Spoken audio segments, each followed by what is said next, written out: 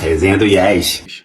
Hoje estamos aqui com ele, Paulão, ator, produtor, executivo, ator, e ele que aceitou nosso convite de estar aqui conosco.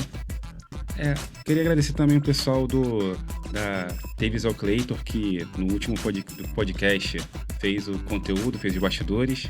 Agradecer também a minha tia, da Delícia da Glória, que faz esses salgadinhos, fechou com a gente desde o primeiro episódio. E estamos aí para essa resenha. E aí, Paulão? E aí, salve, salve. Belezura? Beleza. Eu começo sempre com uma pergunta que deixa acho que é melhor deixar o microfone mais perto de você. Pra escutar melhor. Tá bom? Melhor. Começo sempre com uma pergunta que é bem complexa, mas é simples. Quem é Paulão? Sou um homem preto, retinto, militante e ativista. Veio da Baixada Fluminense, nasci e cresci em Duque de Caxias. Fui criado pela minha mãe sozinha, eu e minha irmã. Não que meu pai tenha me abandonado, mas meu pai morreu e eu tinha 11 anos de idade. E desde cedo eu sempre pensei que Duque de Caxias era um lugar muito pequeno para eu ficar só lá, né? E que o mundo era muito grande para eu ficar só num lugar pequeno. E aos 17 anos eu saí de casa, fui atleta de basquete, fui federado no Vasco. Isso eu não sabia. E etc e tal. E aí depois eu me apaixonei pelo teatro. Eu voltando de um treino, passei em frente à Câmara dos Vereadores em Duque de Caxias e vi uma plaquinha que dizia que tinha um curso de teatro. Eu entrei para saber, conheci o Edielio Mendonça, que foi meu grande mestre lá de Duque de Caxias. Falei, porra, eu quero fazer isso. E comecei a estudar teatro, que foi um divisor de águas, assim, uma mudança de paradigma para aquele menino preto da Baixada Fluminense, que tinha uma mãe que por me criar e criar a minha irmã sozinha, era dureza, mas que nunca me privou de nada, né? E o teatro abriu meus horizontes, né? O Edielio, eu lembro que o Edielio e uma professora de inglês me deram uma arma que foi fundamental e que é fundamental até hoje para minha vida, que é a leitura, né? Ler, a arte me libertou das correntes, né? Então, aos 17 anos eu saí de casa. Saiu de casa. E aí fui ganhar o mundo. E eu vi num vídeo lá do Afro Reggae que você falou que você começou como ator, mas logo você teve que migrar para uma outra coisa para conseguir pagar as contas. A gente está falando eu tô com 57 anos, né? Então essa conta 40 anos para trás. Se hoje, e que nós, os corpos pretos, somos mais ouvidos, mesmo assim, tem uma dificuldade grande no mercado de atuação e etc e tal, pense 40 anos atrás. Então eu logo entendi que eu não ia pagar minhas contas atuando. E aí eu fui virando produtor. E aí virei produtora, eu trabalhei com os menestréis, aí depois virei produtor do Oswaldo Montenegro, e aí começa o musical, e aí começa a minha caminhada como produtora, até chegar no cinema e etc e tal. E eu ainda mexicano, produtor, ator, como é que foi atuar no filme, fiz uma participação no filme Simonal, como é que foi essa experiência? Então, por conta dos diretores e das diretoras, dos produtores e dos meus amigos saberem que eu sou ator por formação, não tem ex-ator, né? Ex-atriz, né? Você é ator e você é atriz para sempre. Aí sempre tem essa brincadeira. Ah, não, Paulão vai fazer uma participação, Paulão vai fazer não sei o quê. Então acaba sendo uma brincadeira nossa ali. Então no Simonal era interessante e importante pra gente que um homem preto fosse falar sobre liberdade com aquele homem preto tão importante para o contexto, tão importante para a história do homem preto no mundo. E aí fui lá fazer aquela participação lá que era emblemática e que era importante. Sim, sim. E como produtor, você também, como produtor, como é que é a visão de um ator que é produtor? É mais artística? É mais coisa? Como é que funciona? Ou não, você... Ô, Antônio, eu vou te falar uma coisa. O que mais me é óbvio que assim, o teatro, passar pelo teatro é fundamental. Eu sugeriria a todos e todas passarem pelo teatro. Hoje a gente percebe que temos muitos atores e atrizes de Instagram, né, das Sim, redes sim, sim, sociais, etc TikTok. e tal, TikTok, porque o teatro te ensina tudo. A você trabalhar com pouco dinheiro, você trabalhar com muito dinheiro, porque todo mundo faz tudo. Sim, Então, sim. essa formação do teatro, ela foi fundamental para eu ser produtor e me transformar no produtor que eu me transformei. Mas o que foi fundamental para mim foi o esporte, foi o basquete. O basquete você olha em perspectiva, né? Porque você tem que atacar e defender Sim, em sim. conjunto. Então você aprende a ver o jogo, né? A olhar o jogo. Então o basquete me deu muito isso, né? De olhar o jogo. Então eu potencializo isso, né? O que eu aprendi no basquete de olhar o jogo e o teatro que me ensinou a atuar em todos os lugares, entendeu? No teatro você aprende a Então, montar a luz, esporte você aprende a montar a luz, você o aprende a teatro. costurar, você aprende a passar, você aprende a dirigir, você aprende a atuar. E o basquete é isso, né? Eu era pivô, mas voltava para Para marcar marcar. e então você vê o jogo. Ver o jogo é fundamental. E isso foi muito importante para a minha carreira enquanto produtor de platô, e depois diretor de produção e agora É, produtor executivo. qual é a diferença, essa palavra platô, que a galera pode não conhecer, qual é a função do platô no set? É platô, uma abreviação ou uma palavra portuguesada, assim, abrasileirada, mas na verdade ele vem de plateau, do francês, né?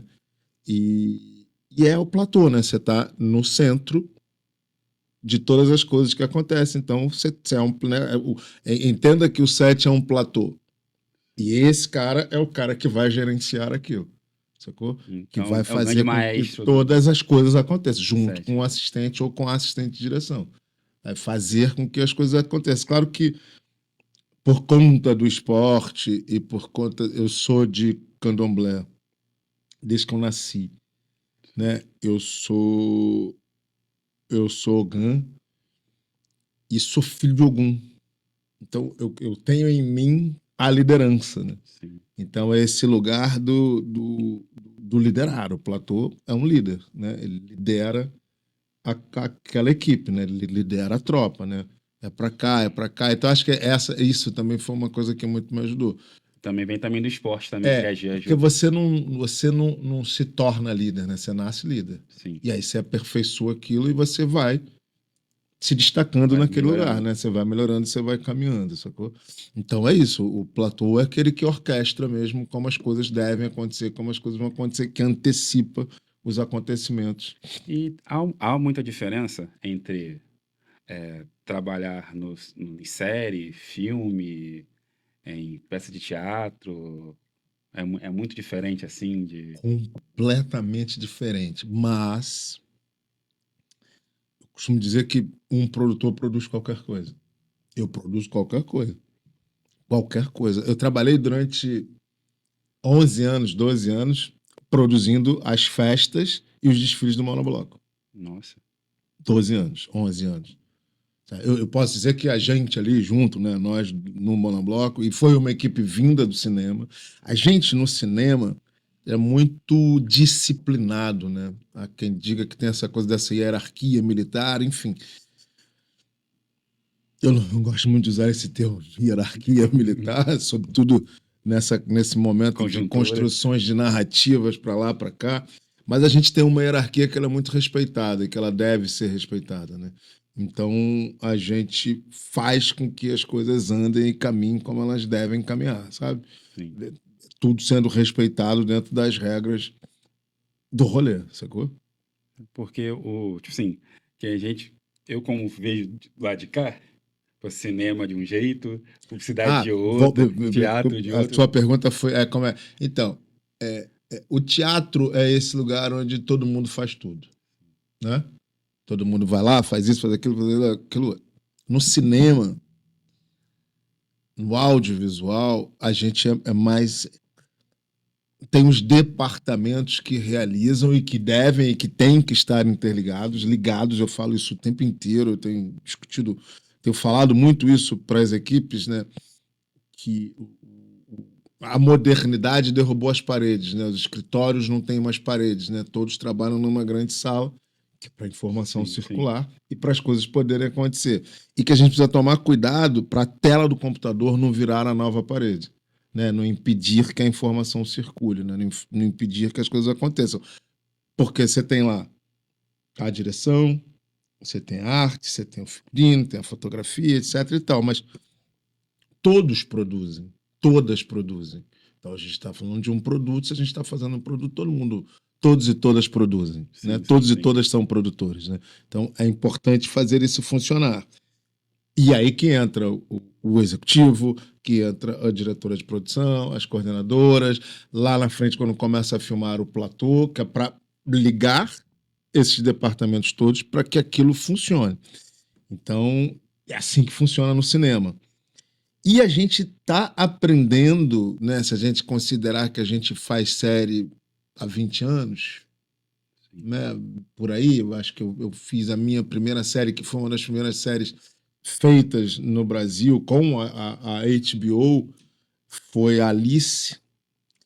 Acho que é isso, tem uns 20 anos. Sim. Mas meu filho, eu faço minhas contas sempre pelo meu filho do meio.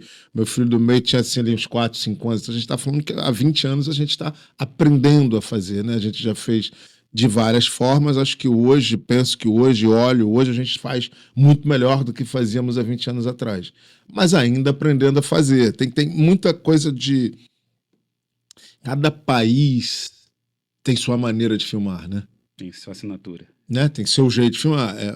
Eu gostaria muito que todos e todas pudessem filmar como os americanos filmam, mas a gente não tem o dinheiro dos americanos, né? E não tem o olhar dos americanos para o negócio. Sim. O americano é um negócio, né? Um negócio de investimento. É business. É business, né?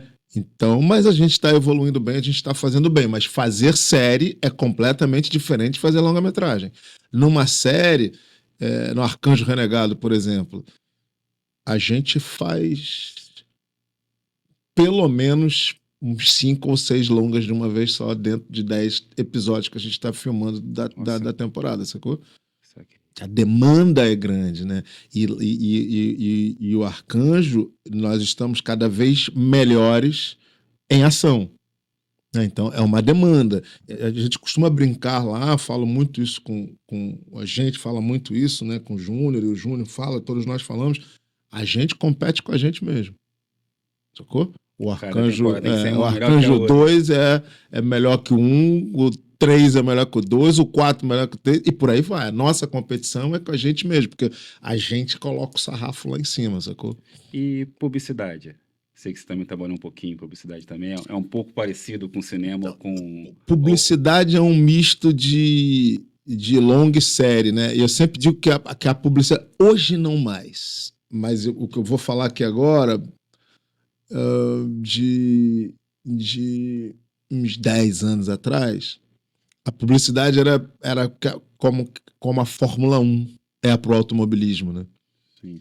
O freio ABS era lançado na Fórmula 1, testado na Fórmula 1 para depois ganhar nas fábricas, porque é uma competição de fabricantes. Sim. Né? E a publicidade era muito nesse lugar, né? Alguns anos atrás. Né? Vários equipamentos a gente conhecia a partir da publicidade que tinham dinheiro que os longas não tinham. Entendeu? Então você usava a grua, que era alfígeres, a câmera, que era não sei o quê, e você ia testando aquelas coisas na publicidade e depois você levava pro longa na medida que o dinheiro desse para levar, né? Hoje a gente não produz mais, não faz tanta publicidade, sobretudo no Rio de Janeiro, como se fazia antes, mas a publicidade era bem animada e era uma coisa que era muito a toque de caixa, né? Então, assim, você produzia entre entrar o orçamento e você filmar um mês. Sacou? Então é Você mais ganhou, rápido, né? você ganhou lá a concorrência com as outras produtoras, você ganhou o orçamento, você já começa a trabalhar e filma em um mês, você tem que entregar aquele produto pronto do tamanho que for. Eu fiz durante minha carreira, fiz muita publicidade.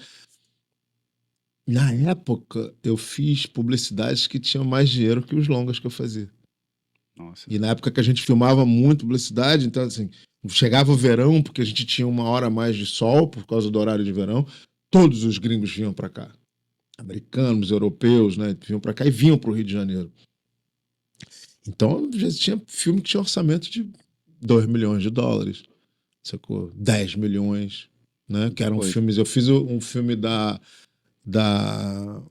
Champions League, da final da Champions League, para uma cerveja, que a gente começou, o filme eram 5 diárias e acabou com 15, Nossa, muita coisa. sabe? Com um mega orçamento. Mega orçamento. Então, publicidade era um negócio. Sabe? Hoje tem os grandes filmes, mas de uma maneira diferente, né? E com essa coisa do IA aí também chegando fortemente, muita coisa vai mudar mesmo na Sim, publicidade. sim, sim. E te perguntar, direção de produção. Tô perguntando como leigo mesmo para saber. É uma evolução de platô ou não? Ou tem nada a ver? Eu virei diretor de produção, uma grande parceira amiga, minha eterna chefe, Adriana Koenig. Belo dia me liga, eu ali fazendo meu platôzinho, tranquilão. Ela me liga, tô com um projeto aqui, eu acho que foi Loucas pra Casar. Acho que foi Loucas pra Casar. Tô fazendo um projeto aqui e quero que você seja diretor de produção. Você imagina, eu tô tranquilão aqui fazendo meu platô e tá tudo certo. Ela, não, tem que ser você, porque eu tava, naquele momento eu já fazia platô, porque eu sou old school, né? Então, a minha escola é dos mais velhos, né? Aprendi com os Sim, e a gente sim. aprendeu de um jeito. E por essa coisa do teatro, por essa coisa do esporte, eu aprendi a fazer tudo, a tomar conta de tudo. Então, eu já fazia platô como um diretor de produção.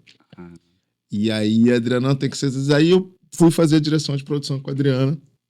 A gente firmou uma parceria e eu fiz vários filmes. Aí fui cada vez mais só fazendo direção de produção, e é isso.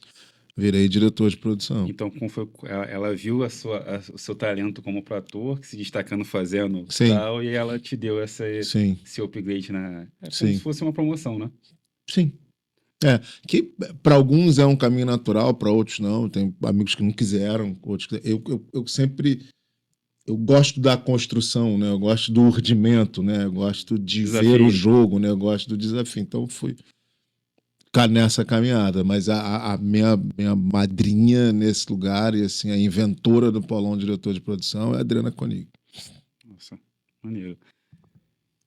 que eu amo de paixão. Um beijo, Drica. E você também tá em Arcanjo, Renegado, as séries que você fez no Afro-Reg, você tá como direção de produção. Eu cheguei no Afro-Reg com a Adriana Koenig. Sim. A gente estava fazendo Grande Sertão. Eu vou fazer um projeto enorme, que é o maior orçamento de série do Brasil, não sei o que você tem que fazer comigo, enfim. Eu não vou, e acabei indo e fiquei no Afro-Reg. Ela que Fui fez fazer conhecer o jogo que mudou a história, e fiquei. Quando acabou o jogo, o Júnior me convidou para ficar. Então você fez a primeira temporada de Arcanjo. Não. Começou Eu chego no Afro-Reg no jogo que mudou a história. Ah, tá. Pra mim você tinha chegado antes. Não. Eu fiz o Arcanjo 3. Arcanjo 3. É. Jogo da História é uma série top. O xodó. Top. Na verdade, acho que não tem nenhum produto da Forreg que seja mais ou menos. São só Sarrafo só alto. sarrafo alto. É. Você chegou a trabalhar também no documentário do Belo? Sim. Super. Sou Também. produtor do documentário do Belo. Produtor Executivo. Esse foi o seu primeiro como produtor executivo? Ou Não, meu primeiro projeto no Afro-Reg como produtor executivo foi Verônica, uma série nossa que vai estrear ano que vem. Essa série aí também promete. Promete. Promete. Promete.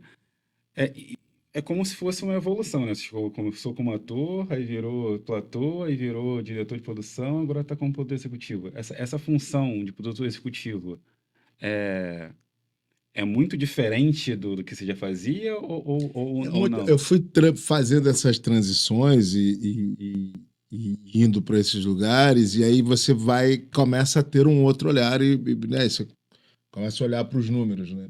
Então, antes eu realizava sem olhar para os números. E aí você ir para a direção de produção, ir para a executiva, é você olhar para os números e lidar com os números. Não é fácil, porque a gente, enfim, por conta de todo o cenário e por conta de toda a cadeia produtiva que as pessoas precisam olhar e entender como funciona a cadeia produtiva, a gente não tem, no Brasil e no mundo, né? Você não tem 100% para fazer a próxima temporada. Sim. Né? Os números não são como as pessoas pensam que são. Então é uma A matemática. matemática não é exata, né? É acirrado fazer, né? E assim, como eu sou muito grato às pessoas que me ajudaram na caminhada, né? Então, assim, a Adriana, eu sou a Koenig eternamente grato por ela ter me convencido a ir para o jogo. E sou eternamente grato ao Júnior, ao José Júnior, pela oportunidade que ele me deu, eu sendo essa figura enorme que eu já era no mercado, mas nunca tinham me dado essa oportunidade de estar nesse lugar, eu, homem preto, militante, ativista, de estar nesse lugar. E eu sempre digo que o Afro Reggae foi eu cheguei no quilombo, né? Eu nadei no oceano e cheguei no quilombo. Então, assim, sempre a minha gratidão ao Júnior, sabe? Que é um cara de palavra, é um cara leal, é um cara muito generoso. Sim, sim. Eu acho que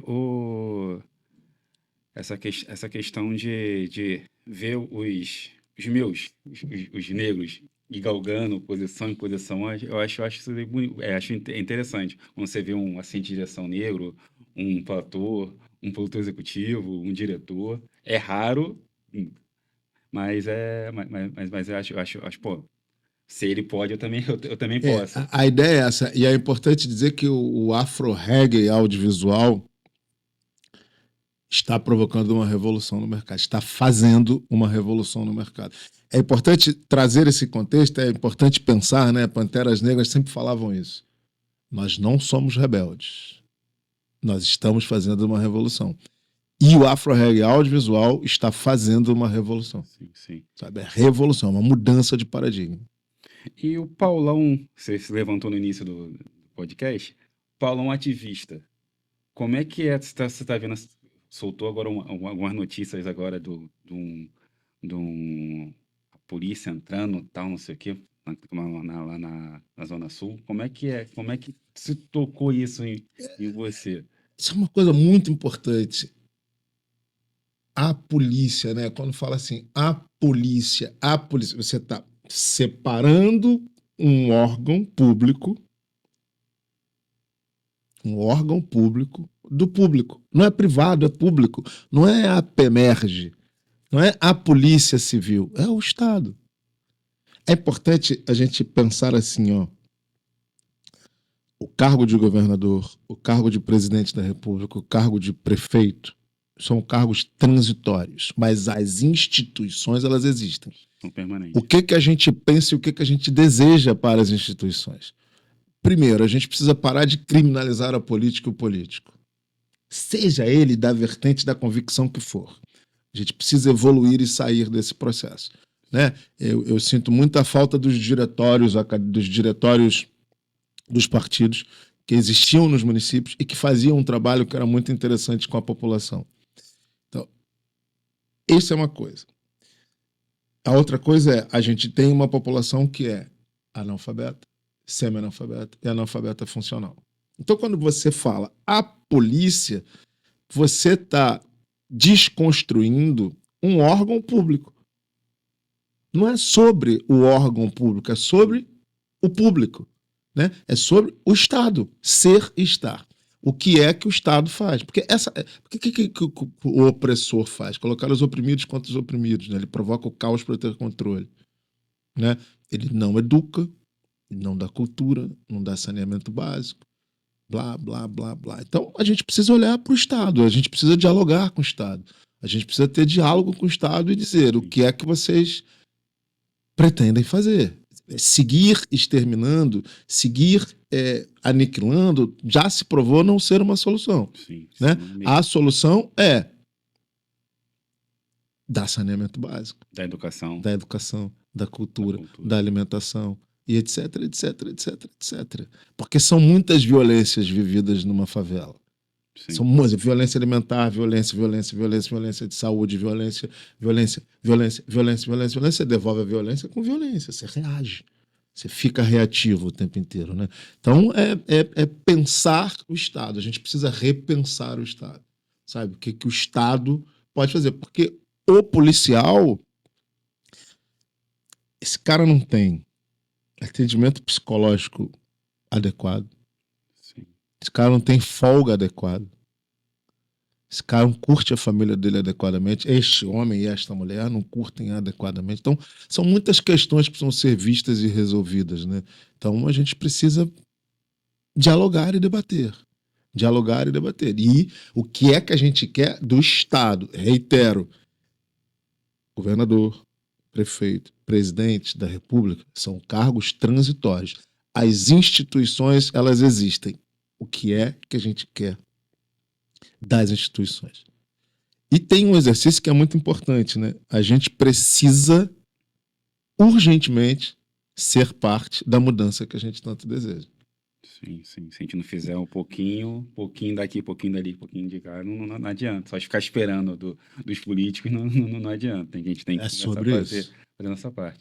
Eu vi que você tá bonitão hoje, todo estiloso aí com o tal do bonequinho. Que marca é essa aí? Ítalo, meu irmão, que é eu de uns anos para cá, e esse posicionamento da militância, do ativismo, de uns anos para cá, eu penso muito no dinheiro preto, que o dinheiro preto tem que circular entre os pretos, sacou? Sim. Porque o americano usa a expressão black money. Black money. Então, assim, eu uso hoje, a maioria, 90% das minhas roupas, eu tenho roupa pra caramba, mas a maioria, 90% das minhas roupas são do tal do bonequinho. Eu só uso macacão. Esse conjunto aqui eu acabei de pegar lá com ele, comprar lá com ele, aí eu resolvi vir hoje, porque é um irmão preto que tá na luta, sacou? É falar do meu irmão preto, é usar a roupa do meu irmão preto, é levar a marca do meu irmão preto Onde que for o pessoal ir perguntando mais quem distante é, que eu puder. Os meus cosméticos são do Chad, o alquimista Chad. O meu perfume, o meu hidratante, loção pós-barba, loção não sei o que, né? Tudo irmão preto também. Tem a Renata, que é companheira do PH, que é ator, tá, DNA, tá fazendo um montão, trabalhou com a gente no Grande Sertão Veredas. E eles têm uma marca que se chama Recusa, que seja Recusa, eu também uso as roupas deles, então esse é o processo. O tal do bonequinho é o meu figurino, seu estilista é o tal bonequinho. todo mundo. Tem gente que pergunta: o cara que faz as suas roupas. Não, tem um amigo que tem uma marca, eu uso a marca do meu amigo. Agora a gente está fazendo um documentário com o Neguinho da Beija-Flor, está fazendo um reality e um documentário dele.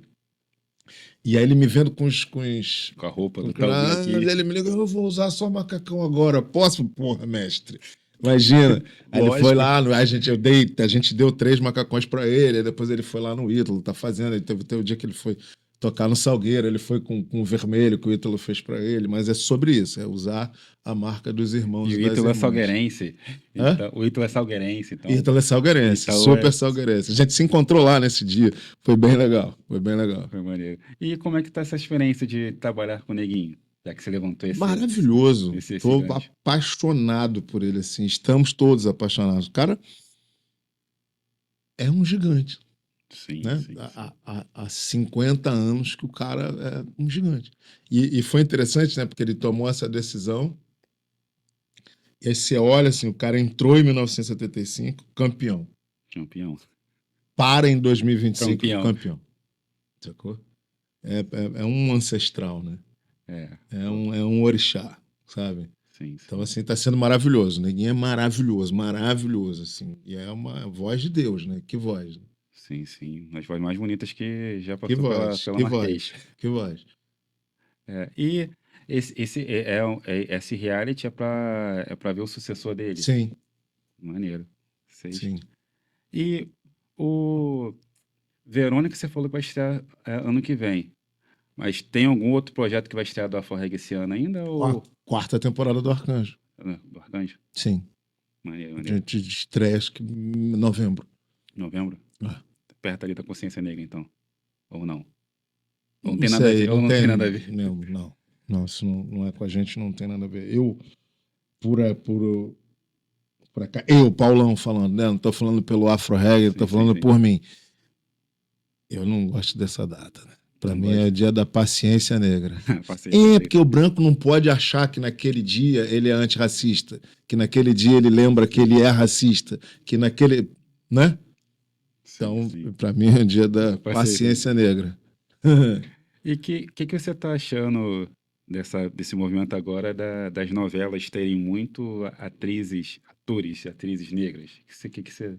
Ótimo, maravilhoso. Quanto mais, melhor. E penso que isso é muito inspirado em todas as mudanças provocadas, muito inspirado no Afro-Reggae, que tem 80% dos seus atores e atrizes pretos e pretas na frente das câmeras, e a gente atrás das câmeras também evolui a passos largos e tem entre 60% e 70% de equipe preta, sabe, pretos e pretas, em cargos de liderança, inclusive. Sim. Então é isso, é o que eu estou dizendo, é sobre revolução. Então eu acho importante que tenhamos, sim, atrizes e atores protagonizando novelas e por aí afora. Só me preocupa, eu tenho visto muitos casais interraciais, né, nas novelas, né? Isso tem me preocupado bastante, porque o Rincon Sapiência cantou isso alguns anos atrás, né? Pretos e pretas estão se amando, etc. A gente sabe das nossas questões, né? Para a gente reconhecer a mulher preta, para a mulher preta reconhecer o homem preto. A gente sabe de todas as nossas questões, de toda a nossa caminhada. Então, às vezes, me dá uma incomodada olhar algumas novelas e colocar atrizes pretas se relacionando com homens brancos e homens pretos se relacionando com mulheres brancas, mas já é importante a gente ter... É um passo de cada vez. Aos pouquinhos as coisas vão evoluindo. Interessante que você falou que o esporte te ajudou muito. Como é que é como é que é hoje o Paulão de basquete? Algum dia imaginou que estaria nessa posição ou, hoje em dia? Ou não? Nunca. Eu achava que eu ia ser um grande atleta de basquete. E aí as coisas foram acontecendo. Eu como todo bom macumbeiro, eu acredito muito nos caminhos, né, que a gente vai tomando e que os caminhos são colocados e a gente vai seguir por esses caminhos, né? Então eu acredito muito nisso. As coisas foram acontecendo, os caminhos foram. E aí essa construção do artístico e do produtor, ela foi acontecendo. Os caminhos foram surgindo. Mas se você me perguntasse isso quando eu tinha 17 anos, eu queria ser um grande jogador de basquete. Sacou? Jogar na seleção, ir para uma Olimpíada. Era isso, sacou?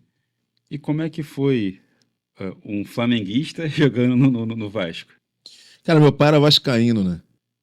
Então, assim, lá no começo, eu ficava ali com ele. Quando ele morreu, eu me libertei daquela coisa dele do Vasco. Então, não foi um problema, não. Não é problema, não? Não.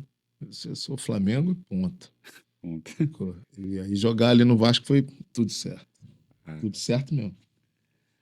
Interessante, porque geralmente Jogava contra o Flamengo e queria ganhar do Flamengo, porque a minha obrigação era ganhar. Né? Faz parte, não tem jeito. Sacou? Negócio, time no coração à parte, negócio é negócio. Senão ele seria ser cobrado pelo pai e pelo treinador e pelo jogador. Então cada um com seu cada um. Mas é interessante. Eu vou fazer aquela pergunta derradeira que é se tem alguma série, filme, livro, você falou que ler é importante para indicar para os resenheiros. Cara, eu indicaria aqui, como eu gosto muito de ler, eu passaria horas fazendo algumas indicações, né? Mas eu penso que assim, duas leituras são muito importantes, assim,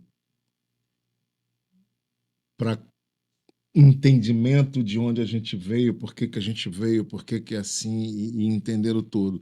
Que é Um Defeito de Cor, da Ana Maria, e Máscaras Brancas, Peles Negras, do Fanon, que eu acho que são leituras importantes na constituição do homem e da mulher preta. E para o povo branco que é antirracista, né? Antirracista real, sabe? Antirracista nesse lugar de ser antirracista mesmo.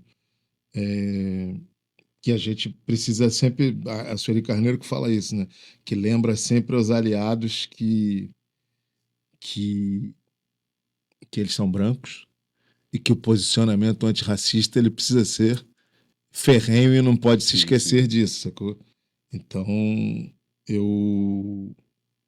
esses 2 livros eu indicaria. Sempre, que eu acho que é importante. Importante. Eu gosto sempre de provocar essa pergunta para os convidados, que você acaba incentivando as pessoas a curiosidade de pesquisar o livro, de comprar, de ler, ou ver o filme, ou ver a série e tal, porque acho que, enquanto artista, acho que eu tenho essa missão de Pele Negra, Máscaras Brancas. Eu falei o contrário. Pele Negra, Máscaras Brancas. Pele Negra, Máscaras Brancas. Só para você editar lá na hora. Sim. A indicação dos livros é Pele Negra, Máscaras Brancas, do Fanon, e Um Defeito de Cor, da Ana Maria. Sim. O Rodrigo, daqui a pouco, ele quando for editar, ele pega a foto do livro para colocar e tal, porque acho interessante essa coisa. Foi um prazer estar aqui com você nesse podcast, nesse meu projeto, e que vida longa às iniciativas ativistas que você tem, a questão também de trabalhar na Forreg e ajudar também outros negros a ir evoluindo, a não ficar no mesmo comodismo e crescendo e tal, acho interessante. Eu lembro que tinham 2 platores que eu tinha maior medo de tomar esporro no set de você e o Edu. Edu, né? Eu vou ser assim, nossa, esses... Assim, esses 2, tipo assim, pelo respeito, esses daí, eles são diferenciados. Então, tipo assim, eu não quero tomar esporro deles, não. Eu não quero ser lembrado